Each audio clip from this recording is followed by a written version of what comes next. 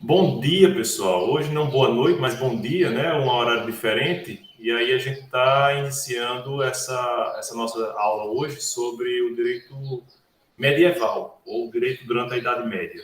E num horário diferente, né? Em razão da nossa impossibilidade de participar da aula de ontem à noite. Mas aí, como a gente já tinha deixado claro, essa aula está sendo gravada e vai ficar disponível lá no SIGA para que vocês possam acessar, aqueles que realmente têm compromissos, que não têm obrigação nenhuma de estar aqui hoje presente, né, nessa aula virtual, vão poder acessar posteriormente lá no SIGA ou no canal do YouTube, certo? Bom, hoje nós vamos falar sobre o direito na Idade Média.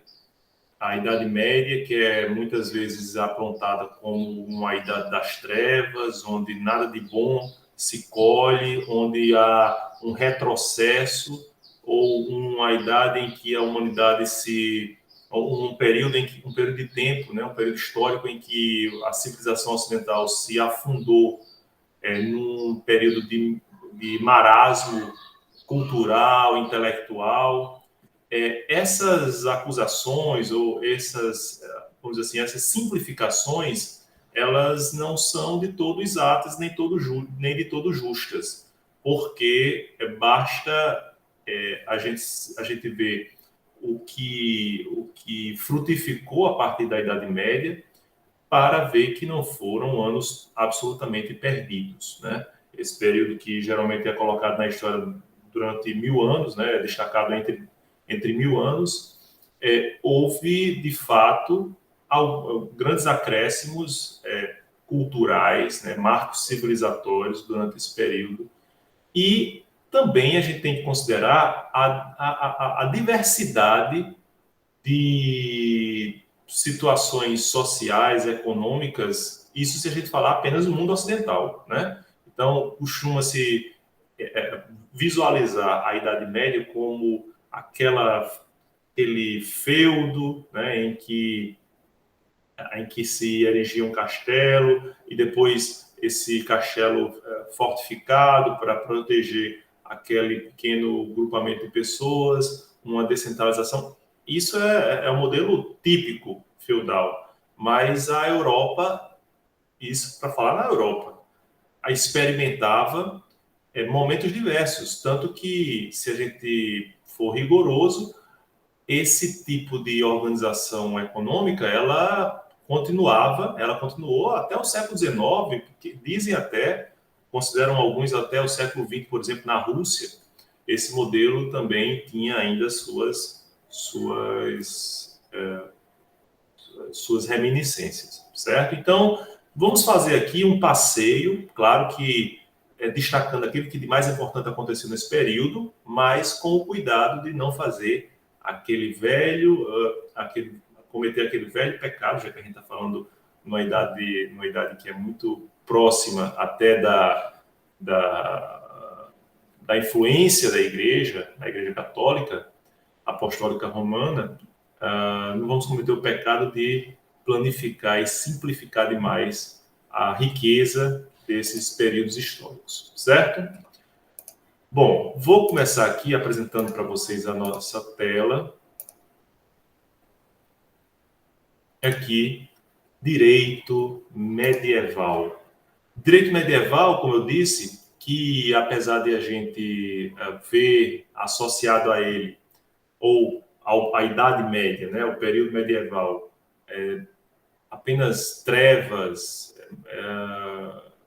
retrocessos, né, ou pelo menos uma estagnação, é de se reconhecer que muitas das nossas, assim, muitas pinturas, esculturas, peças de arte, vejam que os nossos épicos fantasiosos, né, Senhor dos Anéis, o mesmo Harry Potter, de alguma forma, tem histórias ou elementos simbólicos associados a esse período. Então, é um período de muita fantasia, de muita criatividade, claro que em grande medida tolhida pela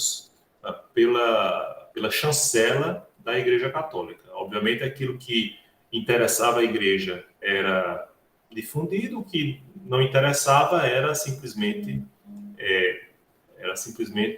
censurado, certo? Mas vejam, vocês vão associar logo a essa figura, né, essa figura como outras várias figuras, demonstrando a influência da Igreja Católica. Vejam aqui a união entre igreja e reinos, né? Então o rei ele se unia à igreja também, a igreja já respeitada como uma entidade poderosa, né, economicamente, politicamente, né? Que a gente vê representado também nessa figura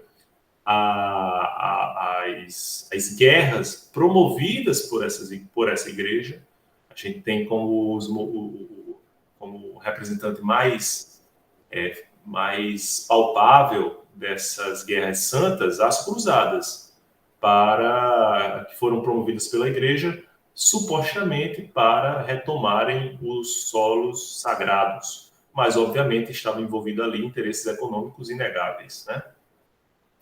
E as histórias de cavalariça, né, dos cavaleiros.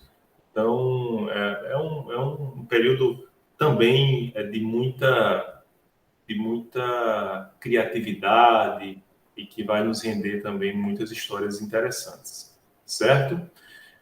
Bom, o que a gente vai observar de característico especificamente para o direito durante a Idade Média? Primeiro, aquilo que a gente já observava, o que eu já vinha observando desde as primeiras manifestações do direito, se é que a gente pode chamar direito como tal, né? Então a gente via lá uma organização de regras, né?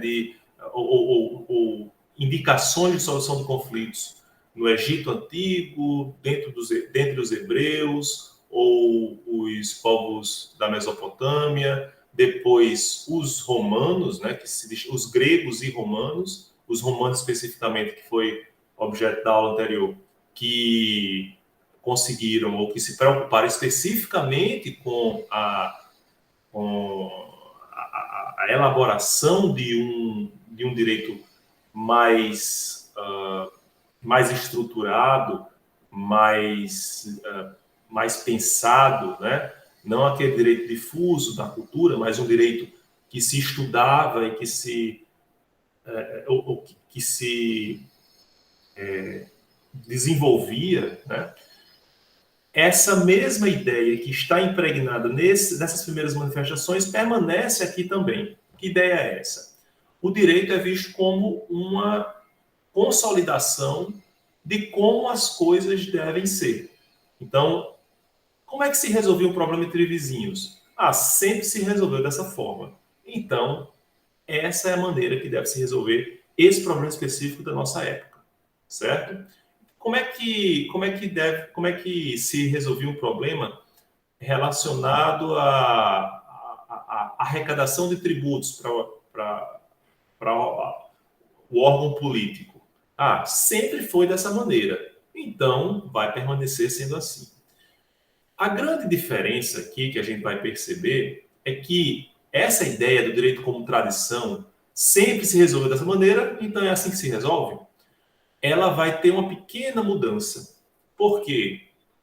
Quando a gente olha para trás e vê que, principalmente a partir do direito romano, em que há uma consciência maior do direito como um instrumento de resolução de conflitos, quando essa pergunta é feita naquela época, eu poderia responder: bom, a gente vai resolver esse problema dessa maneira, porque é a maneira como se resolveu problemas iguais desde a fundação de Roma. Só que na Idade Média, como vocês devem se lembrar, né, das lições lá do ensino fundamental, há uma ruptura do sistema, pelo menos do sistema do Império Romano do Ocidente, né? Então há uma decadência do Império Romano do Ocidente, permanece ainda o Império Romano do Oriente até a chegada da Idade Moderna, mas o Império Romano do Ocidente ele vai ruir, basicamente, e com isso também vai ruir a própria importância do direito romano. pelo menos no período inicial da Alta Idade Média, a fortaleza que representava o direito romano vai ser colocada em dúvida, porque o direito romano, assim, não tem por que se apegar a ele, já que esse sistema não mais persiste, certo? Então, o que a gente vai observar? O direito como tradição continua perene, então a gente vai resolver os conflitos dessa maneira, porque sempre foi assim, mas a gente vai substituir o direito romano como inspiração pelo direito natural de origem divina. Então, os grandes pensadores do início da Idade Média, né, Santo Agostinho, por exemplo, ele vai enxergar a inspiração de Deus como aquela responsável pela formatação dos sistemas de resolução de conflitos. Então, não tem mais que dever um apego ao direito romano. O Império Romano já ficou para trás. Eu vou me valer da lei eterna, da lei divina, da inspiração de Deus para resolver esses problemas, certo? Então, há uma pequena modificação aí, mas continua o direito como tradição. Nós só vamos experimentar a ideia do direito racionalmente constituído a partir da Idade Moderna, com o surgimento dos Estados modernos, com o surgimento da lei, fruto do trabalho de um legislador racional, certo? Por enquanto, a gente ainda está vendo o direito como tradição. E outra coisa importante, pessoal, é que também na esteira da advertência de a gente não planificar, simplificar demais a Idade Média, um período de 1000 anos, imaginem, é que quando a gente olha para o direito, quando a gente fala em direito medieval, a gente não pode também falar só em apenas um direito, né, ou um sistema de direitos. Vejam, na Alta Idade Média, a gente coloca aqui no slide, a gente tem a concomitância do direito muçulmano, que vai ter influência principalmente na Península Ibérica, por causa da expansão do islamismo durante esse período, né? O direito bizantino, né, ligado ao Império Romano do Oriente, o direito romano, que também vai prevalecer, vai permanecer, mesmo que despido da importância que tinha antes, mas também influente na própria cultura dos povos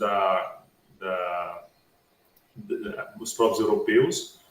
Os direitos germânicos, né, dos povos ditos bárbaros, que terminaram por ocupar as cidades ou as organizações políticas, né, para formar outras agremiações, né, outros sistemas políticos, o direito feudal e o direito canônico.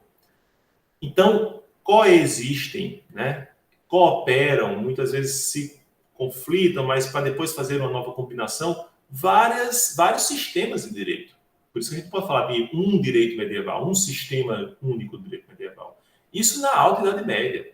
Na Baixa Idade Média, além desses, a gente vai ver o surgimento dos chamados direitos romanistas, que é uma forma que a gente vai observar, deixa eu só permitir aqui, de restabelecimento da importância do direito romano, certo? E o sistema que se habituou chamar de common law, né, do direito romano, aliás, do anglo-saxão, de inspiração anglo-saxã, que vai se estabelecer principalmente na Grã-Bretanha, certo? Então, vejam, é preciso ter cuidado para a gente falar em um direito medieval, um sistema jurídico medieval, porque havia vários, certo? Tranquilo até aqui, pessoal? Alguma indagação, alguma dúvida? De manhã vocês ficam mais quietos, né?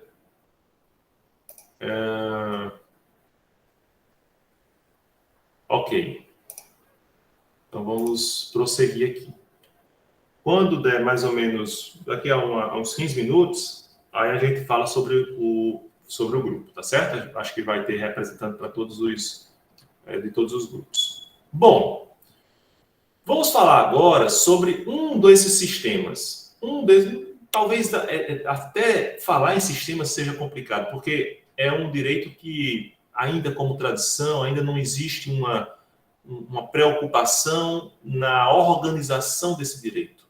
Mas o direito germânico, ele vai ter uma importância destacada a partir justamente da ascensão dos povos bárbaros.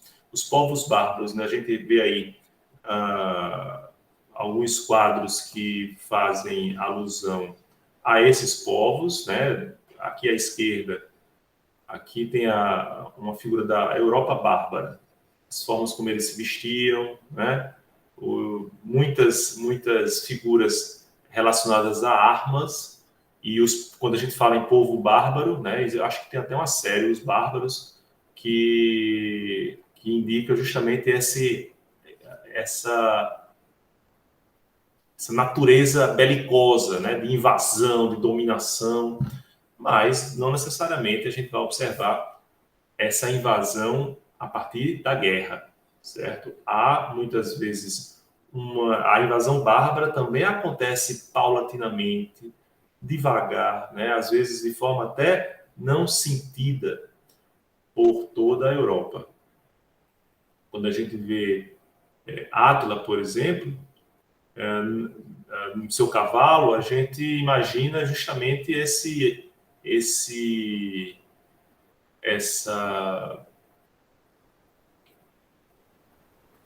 característica de impiedoso, de belicoso mesmo, mas as invasões aconteceram das formas as mais diversas.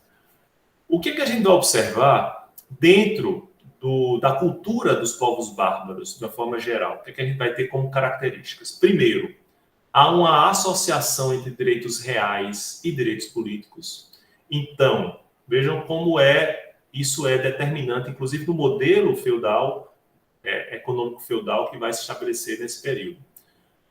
Quem tem direitos reais também tem direitos políticos. Que são direitos reais? São direitos sobre as coisas, né? Então, quem tem a propriedade de terras, quem tem a propriedade sobre instrumentos, né, sobre cavalos, sobre habitações, também vai deter grande poderio político, certo? Quem tem muitos escravos, né? Então, essa associação vai também ser responsável pela formatação do próprio sistema feudal, da vassalagem, em que o vassalo trabalha na terra do suzerano, aquele detentor de terras, para a sobrevivência e para auferir o necessário para a sua mantença, né, da sua família, enriquecendo ainda mais os verdadeiros detentores dos direitos reais sobre as propriedades de terra, principalmente. E não é por acaso que a própria igreja ela soma de importância política, justamente porque é a grande detentora de terras durante esse período na Europa. Há um desconhecimento da propriedade privada como a gente tem hoje, né? Então, geralmente são direitos reais coletivos de um grupo ou de um clã, né? De uma família. Então, também são partilhadas as propriedades, certo? E o costume é a principal fonte do direito, por óbvio, né? Não há uma preocupação em edificação de grandes codificações, se bem que nessa época a gente não falava em codificação ainda, né? Pelo menos não no sentido moderno, mas as formas de dissolução dos conflitos, as formas de transmissão das regras ou de como deveria ser o comportamento desses povos era transmitida oralmente a partir dos próprios costumes, dos próprios hábitos de cada um desses povos. Ok? Isso vai refletir no modelo jurídico-administrativo que a gente vai observar na Alta Idade Média, em que há um nítido dualismo certo? Então, a gente tem, de um lado, o direito dos reinos baseado basicamente no costume, a partir da inspiração dos povos bárbaros, e um direito do império que vai ser colhido a partir do direito romano, certo? Com o passar do tempo em que os povos bárbaros terminam tendo, se alastrando por toda a Europa e assumindo a posição de destaque, né, de protagonismo político, de poder político muito maior, os direitos dos reinos vão se sobrepujar ao direito do império, a ponto de não apenas o Império Romano do Ocidente ruir, mas também redundar no enfraquecimento do Império Romano do Oriente, certo? Depois, a gente vai observar a criação de direitos próprios com a influência romana. Foi o que elaborou, por exemplo, Alarico, que está representado nessa outra figura um pouco mais apagada aqui, né? Alarico, o rei dos godos, né? E que teve a iniciativa, tomou a iniciativa de elaborar ou de mandar confeccionar, né, de mandar preparar um apanhado de normas, tanto as normas que estavam sendo adotadas pelo seu povo, né, mas aquelas também como que um resgate das normas do direito romano que se reputava também incidentes, que se reputavam também válidas, né, vigentes. E com isso ele constituiu o que se chamou do Breviarium Alaricum ou Lex Romana Visigotorum, a lei romana dos visigodos, porque ele a partir do seu reino terminou alastrando a influência por toda a Península Ibérica, então dos atuais Portugal, Espanha, uma parte da França, ele vai unir esses povos, ou pelo menos vai alastrar o seu poder político sobre esses povos, né? E com isso e para isso se valeu também desse breviário que consolidava as novas leis constituídas a partir dos novos atos normativos reais, fazia essa junção com as leis consolidadas já desde a época do Império Romano. Certo? Tranquilo? Podemos... Professor, Oi. eu tenho uma dúvida aqui. Que você falou que na Idade Média, no direito da Idade Média, né, teve uma ruptura, né, com o direito romano. Mas no caso ali, quando o Império aceitou o cristianismo, teve essa mudança para o directum, né? Então eles não se coadunam, não, meio em si, não se coadunam. O direito romano ali, quando teve a aceitação do directum e o direito medieval. Mas essa assunção já foi no iniciozinho da Idade Média, vamos dizer assim, né? Então a gente vai ver nos primeiros séculos da era cristã há essa recepção, depois a adoção da igreja, aliás, a adoção da religião cristã como a religião oficial no Império, mas logo depois, a partir das invasões bárbaras, essa influência ela vai se dissipar por causa da influência de todas as outras culturas bárbaras, né? Como eu disse, o direito romano, de alguma forma, a gente vai ver isso logo mais, ele vai permanecer firme no âmbito do direito canônico, por óbvio, né? Porque a Igreja Católica vai se apresentar como a herdeira do direito romano no Ocidente, mas há também a junção, né, a influência de outros direitos, de outras formas de direito. Então, até hoje, a gente vê espalhado na Europa, não apenas nas artes, ou na escultura, ou na arquitetura, influência dos povos, da influência muçulmana, ou a influência dos bárbaros mesmo, né? E também, por óbvio, do direito romano, certo? Deixa eu ver aqui se... Não, Lara, tranquilo, não precisa nem se preocupar. Ficou um pouco mais claro? Eu não estou falando que essa influência vai morrer, né? Mas ela vai ser diminuída. O direito romano não vai ter aquele esplendor na definição ou na influência dos direitos do direito europeu, né? Nas formas de manifestação jurídica na Europa, como tinha durante o Império Romano, certo? É mais ou menos esse sentido.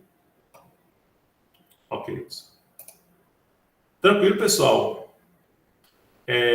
Deixa eu fazer agora, antes da gente prosseguir, já que já são 10h30, deixa eu perguntar aqui, eu queria que vocês colocassem aqui no chat o nome dos grupos, ou assim, quem vocês estão representando, né? A gente tem 6 grupos, a gente tem que ter 6 grupos de 9 pessoas. Aí a minha pergunta primeira, você já tem uma definição de quem vai ficar com o grupo 1, grupo 2, grupo 3, grupo 4, grupo 5, grupo 6, pelos temas?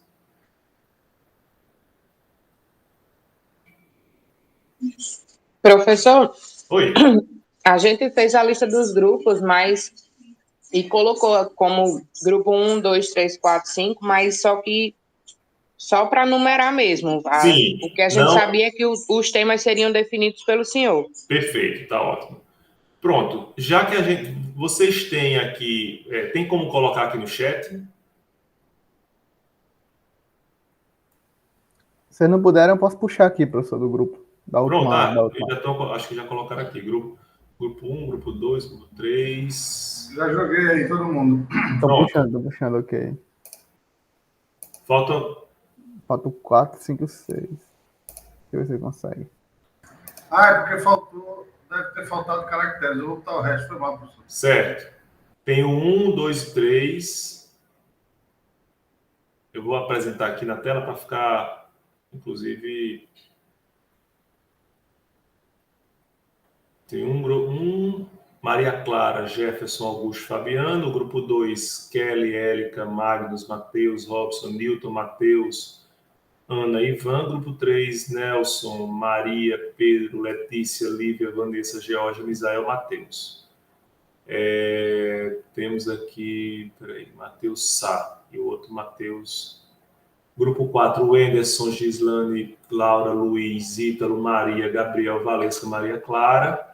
Grupo 5, Tarsila, Pedro, Gabriel, Maria Eunice, Letícia, Lucas, Yasmin, Carolina e Lara. E grupo 6, Yasmin, Jéssica, Débora, Hudson, Karen, Maria Clara, Ariane e Laura.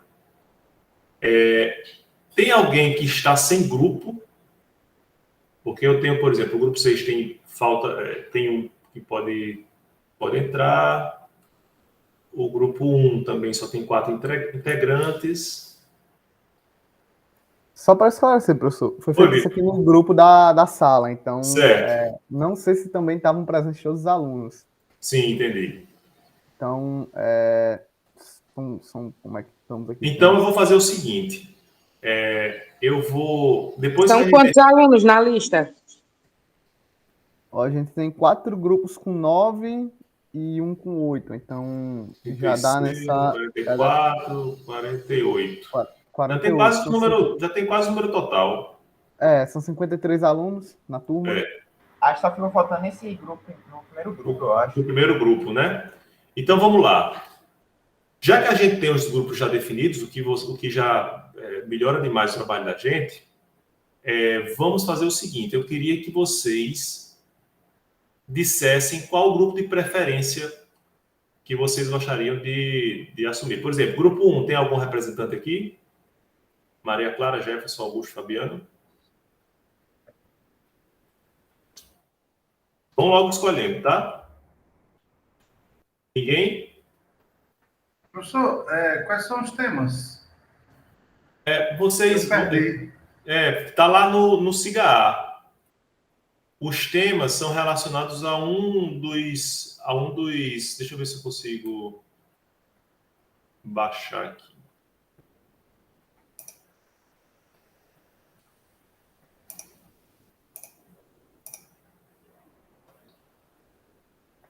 porque os temas estão ligados às datas também, sabe? Eu vou jogar no chat. Peraí. Tá dando pra Pronto. me ouvir? Tá sim. Eu vou jogar no chat agora. Pronto, Vitor, valeu. Pronto, perfeito. Constituição Norte-Americana, Código Napoleão, Ordenações do Reino, Consolidação das Leis Civis de Teixeira de Freitas, Constituição de Weimar e Declaração Universal dos Direitos Humanos, certo? Aí, vamos lá, grupo 1, tem algum representante? Não? Então, vamos pro grupo 2, tem algum representante? Grupo 2 está aqui apontado como Kelly, Érica, Magnus, Matheus, Robson. Bom dia, professor, aqui. Bom dia, Érica. Vocês têm alguma preferência?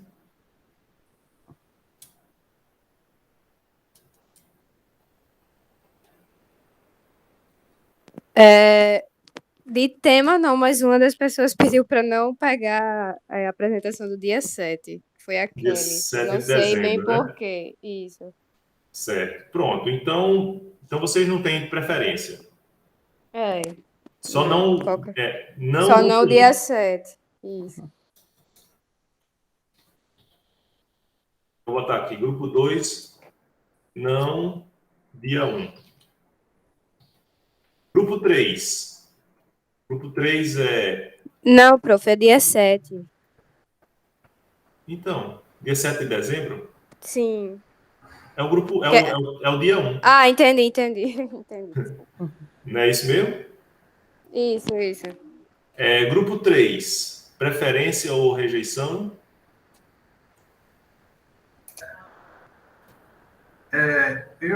Eu sou do grupo 3. Eu, por mim, pegava logo essa primeira aí. Constituição Norte-Americana. Maria Emily, o que você acha? Tem uma colega do grupo aí também. Oi, Pedro, pode ser, sem problema. Pronto, Perfeito, então... fechou. Grupo 3 já fica com tema 1. Dia 1. Combinado. Beleza.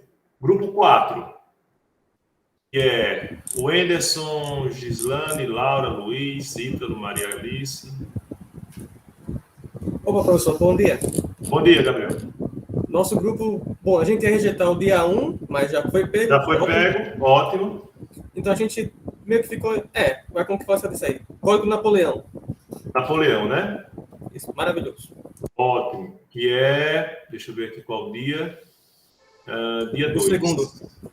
Perfeito. Já temos o dia 1 e o dia 2. É a minha grande preocupação, que são os dias iniciais. Certo. Grupo 5. Oi, professor. Oi, Carol. Tem eu, Caroline. Oi, Carolina.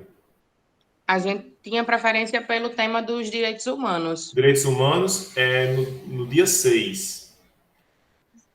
Pode ser? Acho que tem também outras pessoas do grupo. Veja aí. Alguém se opõe ou cala-se para sempre?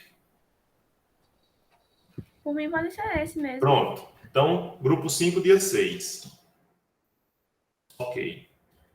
E grupo 6. Eu tinha preferência por Declaração Universal dos Direitos Humanos também. Também? Também. Então, a gente faz o sorteio.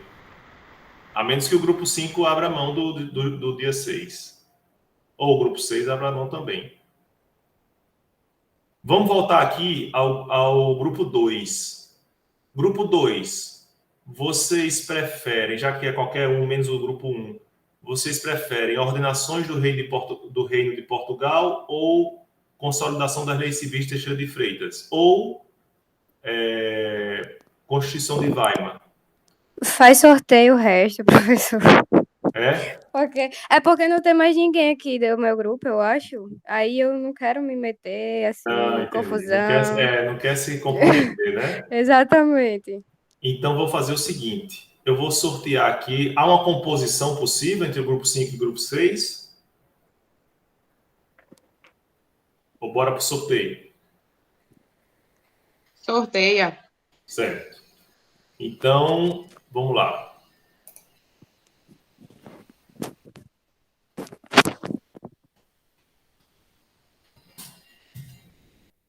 sortear.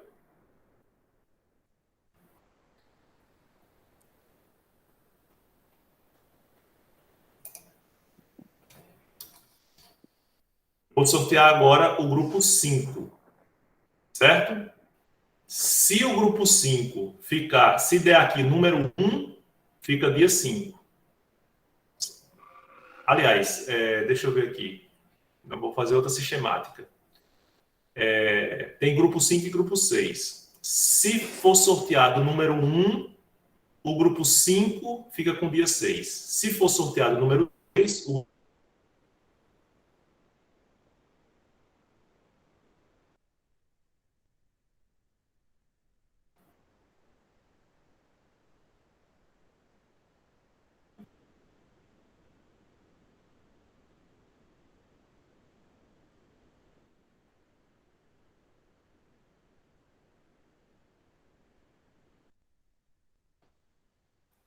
Travou na hora do sorteio.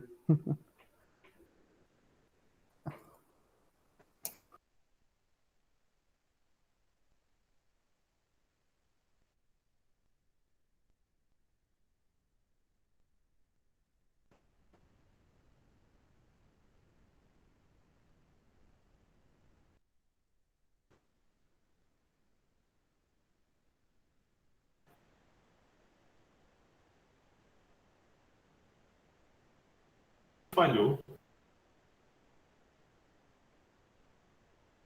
Faça sorteio de novo, professor. O pessoal não viu porque travou tudo.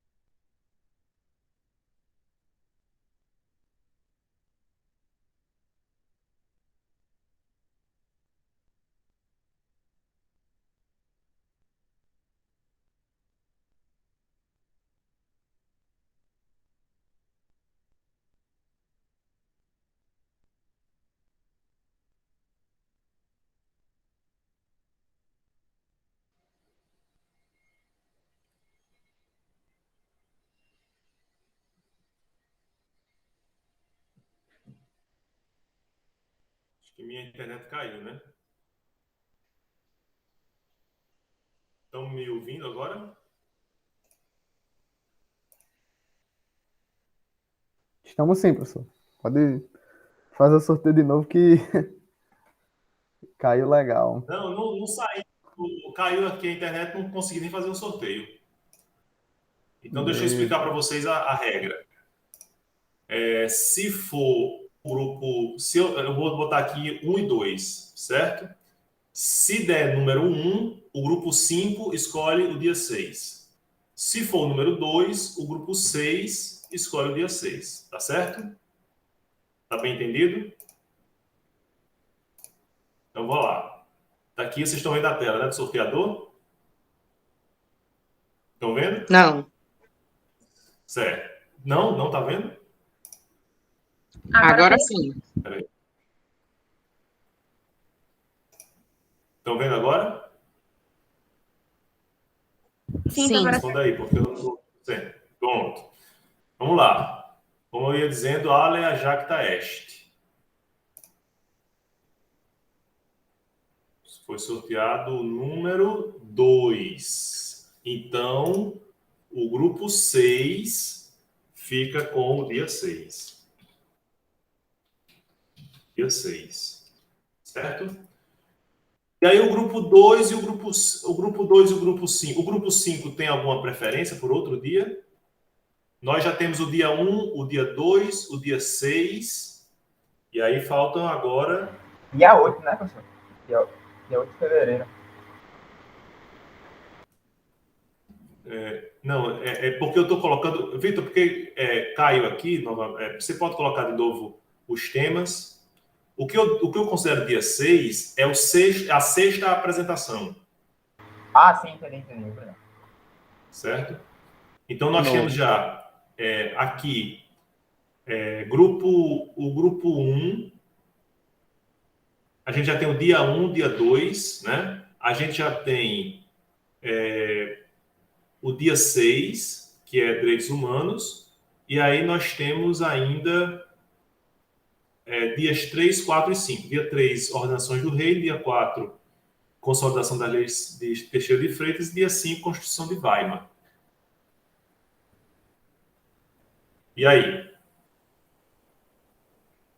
Grupo 2. Aliás, grupo 5, tem alguma preferência?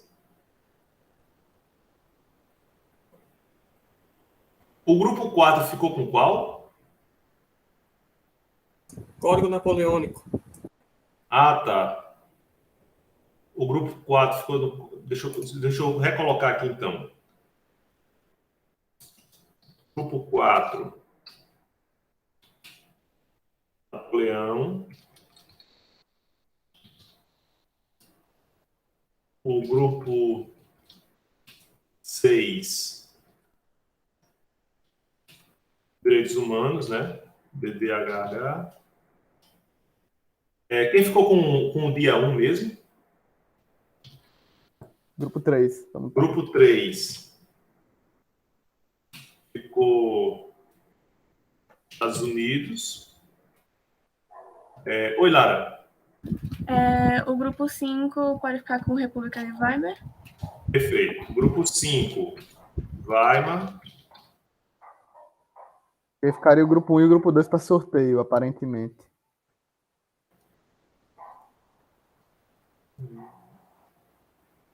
Pronto.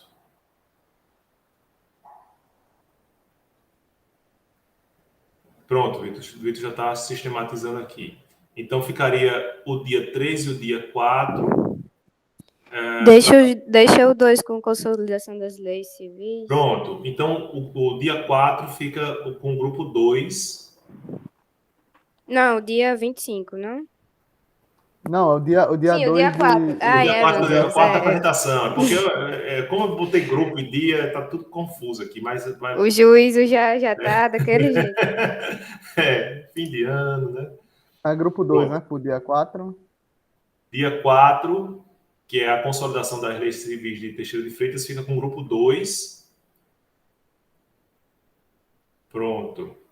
E, obviamente, o grupo 1 fica com ordenações do Reino de Portugal. É até bom pro dia... É até bom pro grupo 1, porque o grupo 1 vai precisar de juntar o pessoal restante. Exatamente. Então, Vitor, eu vou pedir sua ajuda apenas para tirar esse negócio do grupo 2, para botar grupo 1 é aquele que é o que se chama grupo 3, sabe? Aí grupo 1, sim. Aí você pega os componentes do grupo 3 e bota lá em grupo 1. Porque vai ser o primeiro a apresentar. Aí depois você me manda, porque eu vou colocar no SIGA-A, ou mesmo você pode colocar no SIGA-A, para que a gente possa... Não, é melhor você me mandar, que eu sei uma maneira de... Me mande, que aí eu vejo a relação de quem faltou e incluo tudo no grupo 1. Pronto, eu vou só copiar aqui no... Certo, não, mas não tem pressa não, pode ser depois da aula. Certo? Exatamente. Vocês têm alguma dúvida, pessoal, sobre essa apresentação?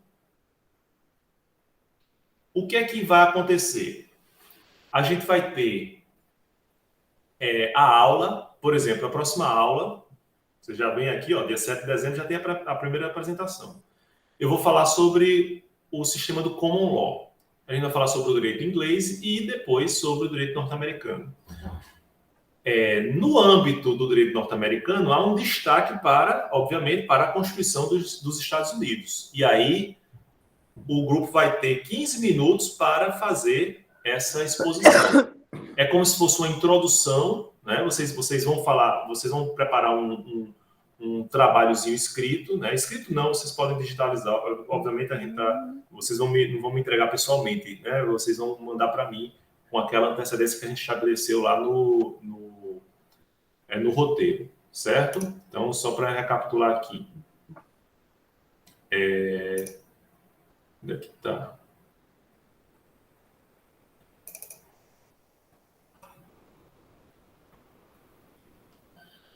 Atividade em grupo.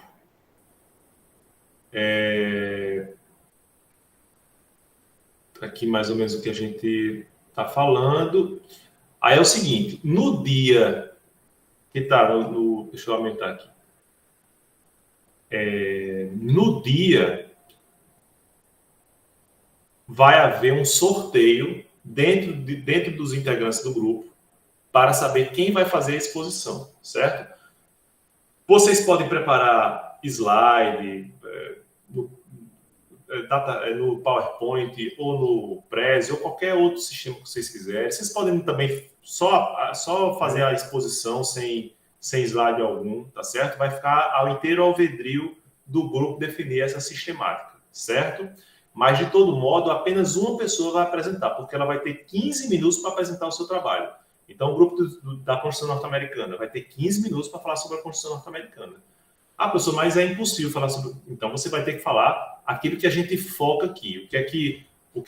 Quais são os principais focos? O contexto histórico em que a Constituição norte-americana foi elaborada e o impacto da Constituição norte-americana na época e, depois, como é que se deu a influência do direito norte-americano no ordenamento jurídico brasileiro atual.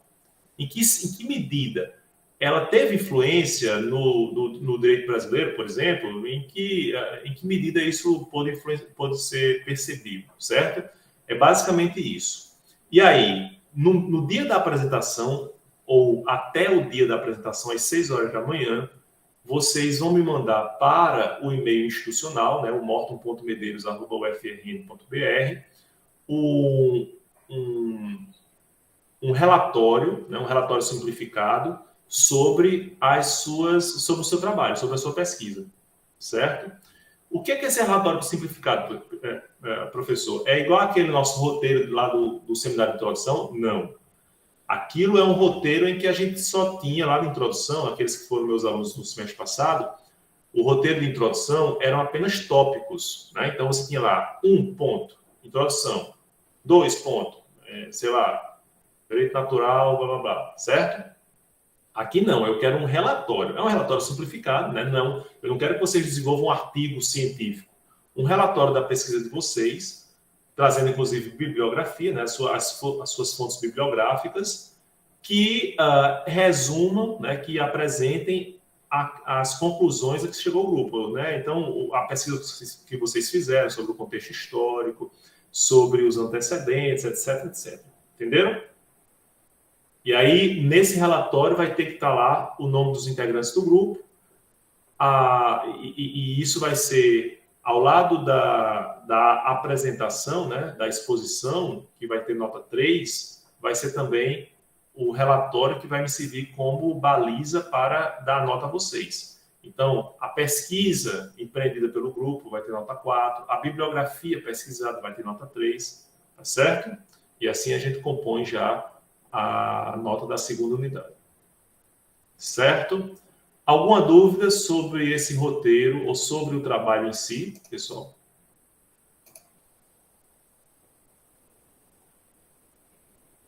Ok? Gabriel está sugerindo aqui mandar pelo correio. Não tenho esse apego não ao método analógico não. Certo? Tranquilo, então, não tem dúvida, né? Em relação ao seminário.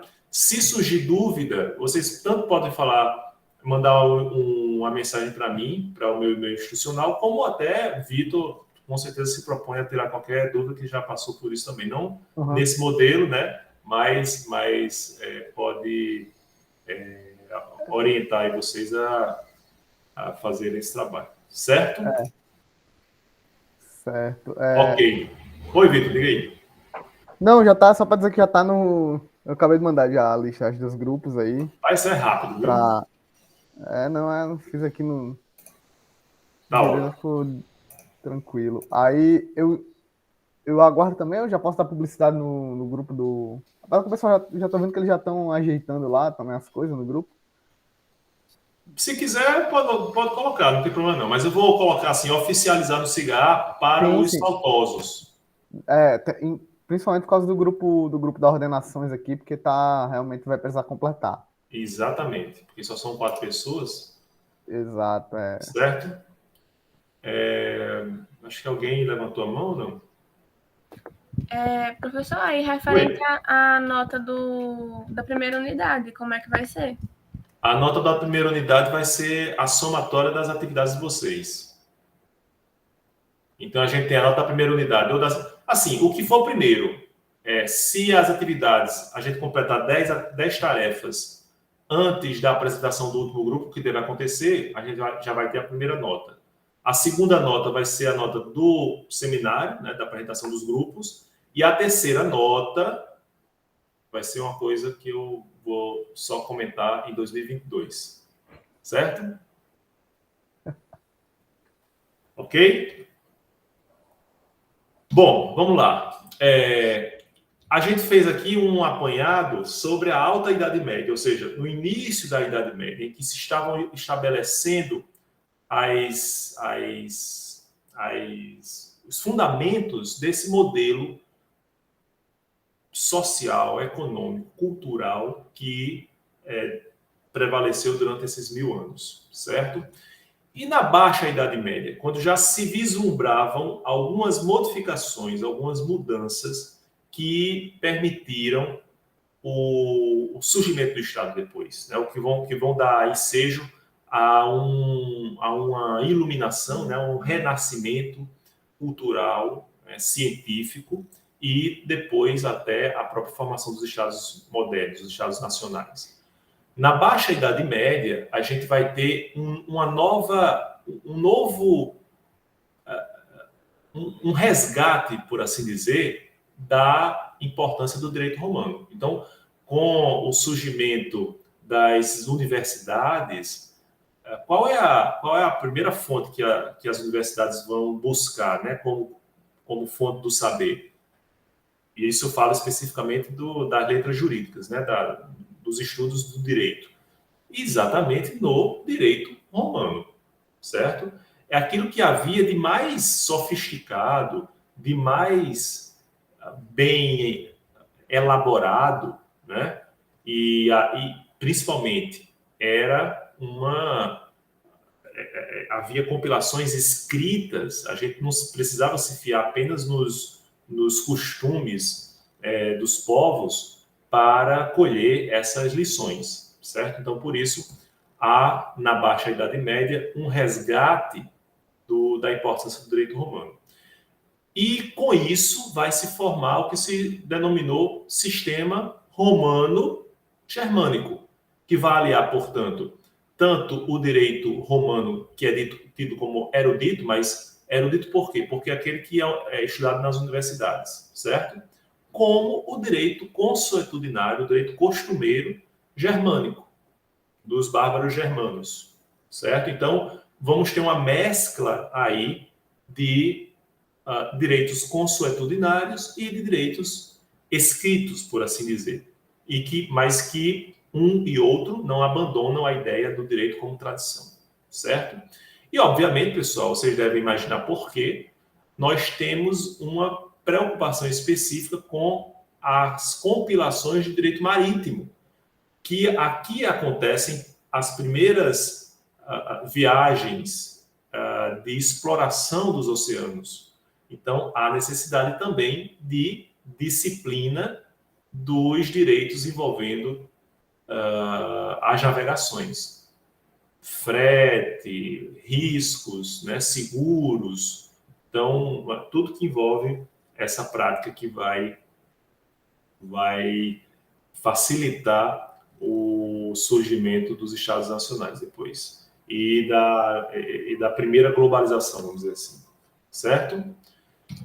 Bom, dentro dessa ideia, né, de resgate do direito romano, a gente vai destacar aí 3 escolas fundamentais. Isso no finalzinho da Idade Média, já entrando na Idade Moderna, A gente tem primeiro a escola dos glosadores, que vai se desenvolver principalmente a partir do século XII e XIII, quando há um estudo principalmente do corpus juris de Justiniano. Então, há como se uma exaltação do corpus juris como aquele apanhado de leis, né, de atos normativos, julgamentos, inclusive de estudos sobre o direito. Naqueles 4 livros que a gente viu na aula passada, né, no vídeo da aula passada, a gente vai... os glosadores vão se debruçar sobre esse corpus juris, mas a partir de uma abordagem analítica. Ou seja, eles vão basicamente fazer comentários sobre os textos do corpus juris, sem que haja uma preocupação para além disso. Eu não sei se vocês conhecem essa palavrinha glosa. Vocês sabem o que significa? Glosa. Quando a gente tem assim, na poesia, né? Me dê um mote que eu dou uma glosa. Já ouviram essa expressão? No repente é muito comum. Assim, me dê um mote. Assim, aí eu vou usar o mote, uma frasezinha do tipo... aqui em Natal, tudo é mais difícil. Aí você começa a desenvolver. Quando eu era criança, morava na cidade, não sei o que lá, aí vai desenvolvendo até chegar, e terminando assim. E aqui em Natal, tudo é mais difícil. Certo? Então, glosa é justamente um comentário a um texto que está presente, principalmente no corpus juris. Vejam que não há nada além do comentário, certo? Diferente dos chamados comentadores ou pós-glosadores, que vão aparecer lá no século XIV e XV, principalmente, que eles começam a compreender o direito como um sistema. E aí, eles não vão apenas fazer os seus comentários, mas analisar o corpo, né, o todo do corpus juris como um sistema, como algo que deve ser lido com coerência. Porque não adianta nada eu fazer um comentário. Vou pegar aqui um livro eu vou pegar aqui essa página e vou comentar dentro dessa página. Só que eu tenho que ler esse artigo ou esse julgamento a partir de um outro livro que vai me permitir entender melhor a conexão entre os dois. Entende? Então, os pós-glosadores, eles vão ter uma análise mais sistemática do corpus juris, mas ainda assim mantendo fidelidade ao direito romano, certo? E por fim, os humanistas, que aí vão já ser frutos do renascimento, né, do surgimento de um novo modelo cultural e científico, né, e político e econômico, por que não dizer, eles vão desenvolver a partir da preocupação com o homem, né, como o verdadeiro artífice das coisas terrenas, a gente vai observar uma preocupação pela primeira vez, nas atitudes ou nas consequências daquilo que os juristas vão consolidar como direito. Então, há aí uma raiz para o que vai frutificar depois como a ideia do legislador racional, certo? Tanto que essa escola, ela vai dar ensejo a escolas científicas do direito de séculos mais tarde, como a escola histórica e a escola da pandectística, né? A escola dos pandectas, do pandectismo alemão. tanto a escola histórica como o pandiatismo alemão vão surgir séculos depois, mas inspirados pela visão humanista do direito romano, certo? O pandiatismo alemão, por exemplo, e mesmo a escola histórica, resgatava o direito romano como o precursor, ou como as fontes primeiras do germanismo que se pretendia instituir no século XIX, tá certo? Então, há essa visão diferenciada dentro das escolas que estudaram o direito romano. E aí, pessoal, para concluir, eu vou falar, como a gente não poderia deixar de falar, sobre o direito canônico medieval. E por que não poderíamos deixar de falar? Porque vocês devem se lembrar a influência da Igreja Católica Apostólica Romana sobre não apenas a política europeia, mas também sobre a cultura, sobre até a própria ciência, sobre os hábitos e costumes dos povos europeus, é inegável durante esse período. Até hoje se percebe essa influência, mas durante esse período ela é destacada. Por quê? Porque a gente já colocou isso antes. A Igreja Católica termina se mostrando como uma herdeira da cultura romana, como aquela sucedânea, né? Como aquela que sucede o Império Romano do Ocidente. Então nós não temos mais um Império Romano do Ocidente, mas a gente tem um império religioso, porque vocês devem observar das várias obras de arte, né, que retratam o casamento entre a Igreja e o Estado, se bem que nesse período a gente não pode bem ainda falar do Estado, pelo menos não como a gente compreende o Estado modernamente. Mas entre o poder político e a Igreja é que a presença da Igreja sempre está sendo requerida nas coroações, né, nas cerimônias de coroação dos reis. É muito simbólico, por exemplo, o quadro Napoleão, que vai se contrapor a essa posição, em que ele próprio se coloca a coroa. Ou seja, eu não preciso mais do Estado, da Igreja. A Igreja não vai ter a importância que tinha até então, certo? A Idade Média não. Era imprescindível a chancela por parte da Igreja de qualquer ordem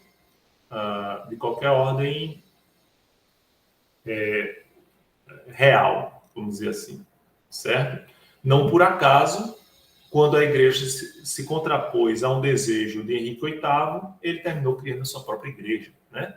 E isso é bem sintomático de como era importante a Igreja para o exercício do poder real. E aí a gente vai ter também, a partir dessa ideia, um dualismo que vai se caracterizar como a existência de um direito religioso e de um direito laico. O direito religioso influenciando o direito laico, obviamente, mas não se preocupando em disciplinar todas as questões do chamado direito laico.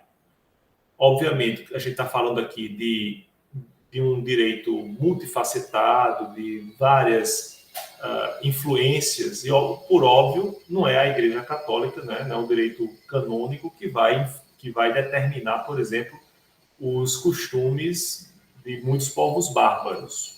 Mas esse dualismo vai começar a aparecer de forma mais evidente, principalmente a partir de meados da Idade Média, em que o poder da Igreja se destaca, né, de forma mais evidente.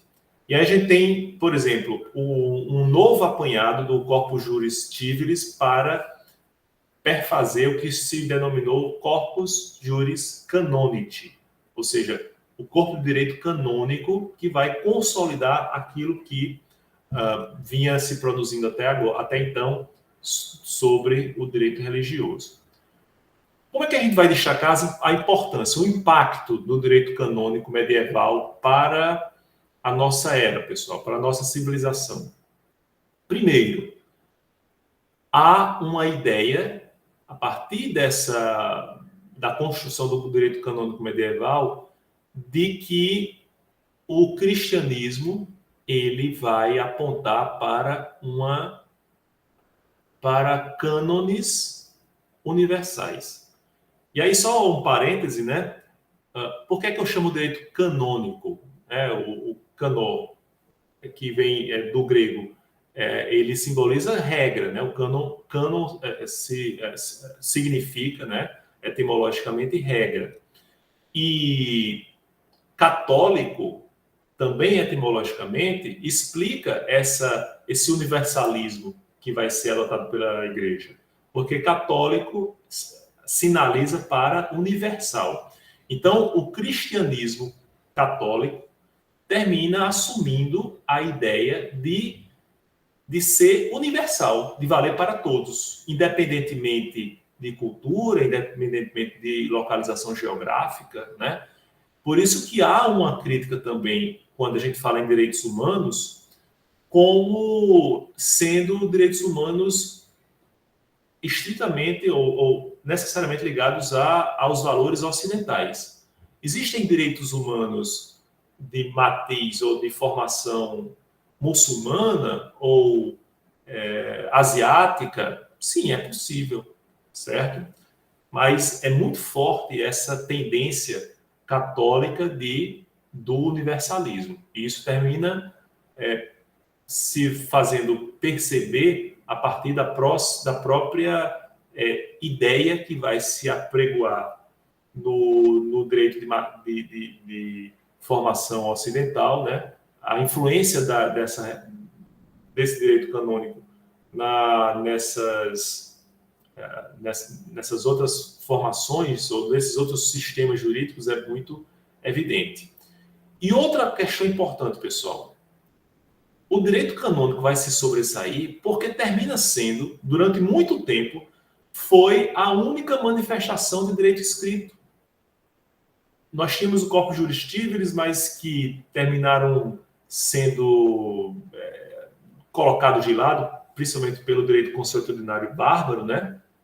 Mas o direito canônico ele sempre se manteve fiel à sua forma escrita. Houve uma preocupação desde o princípio vamos dizer assim, em consolidar, em registrar o seu conteúdo pela escrita. E isso vai terminar marcando as razões dessa influência até hoje sentida. Vejam que no próprio direito a gente vai ver muitas expressões latinas, né?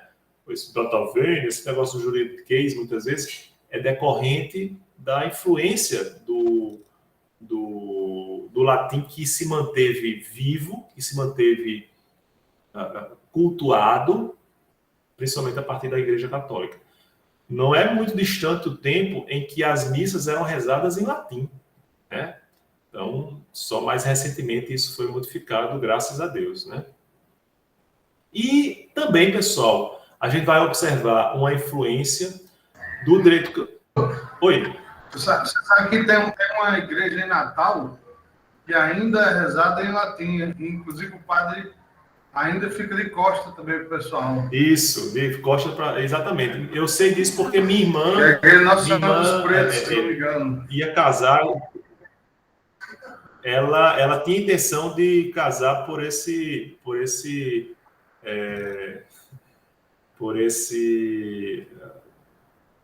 igreja? Por essa pregação, eu não sei, por essa condução, vamos dizer assim. Não sei, ia ser lá numa capelinha da catedral, mas é a partir desse rito que eu esqueci o nome agora. Sim. Mas ia ser a missa em latim e o padre o padre direcionado ao altar, de costas para o público. Mas você ia dizer da sua avó? Minha avó conta que...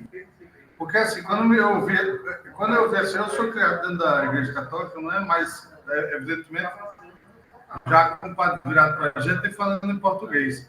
E a primeira, quando eu soube que antigamente era assim, eu fiquei muito preso, porque depois conversando com minha avó, achando que isso era mais antigo, e não é. Ela ainda passou boa parte da vida vendo a missa dessa forma, né? No interior ainda mais.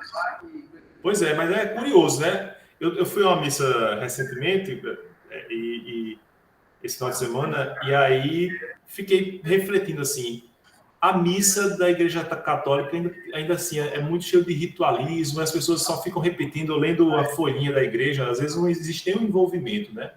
Isso, em alguma medida, termina por justificar não apenas o crescimento das igrejas evangélicas, como as próprias vertentes dentro da Igreja Católica de missas que fogem necessariamente, que não seguem necessariamente esse roteiro mais mecânico, né, que requer mais um envolvimento com canções, com respostas, com reflexões, né?